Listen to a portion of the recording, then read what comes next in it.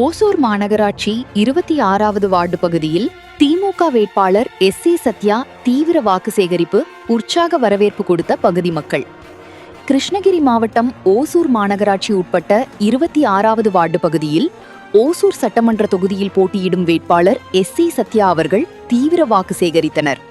அப்போது 26வது வார்டுக்கு உட்பட்ட பகுதி மக்கள் உற்சாகமாக வரவேற்பு அளித்து பட்டாசுகள் வெடித்து மலர் தூவி பூமாலை அணிவித்து தீவிர வாக்கு சேகரிப்பில் ஈடுபட்டனர்.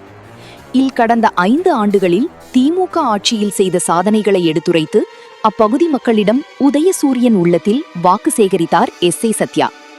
ஓசூர் மாநகர துணை செயலாளருமான கிழக்கு பகுதி அவைத்தலைவர் இ.ஜி. நாகராஜ் தலைமையில் விடுதலை சிறுத்தைகள் கட்சி, எஸ்.டி.பி.ஐ, சி.பி.ஐ, தேமுதிக உள்ளிட்ட கூட்டணி கட்சிகள் ஏராளமானோர் கலந்து கொண்டு உதயசூரியன் சின்னத்தில் போட்டியிடும் வேட்பாளர் எஸ்.ஏ. சத்யா அவர்களுக்கு தீவிர வாக்கு சேகரித்தனர்.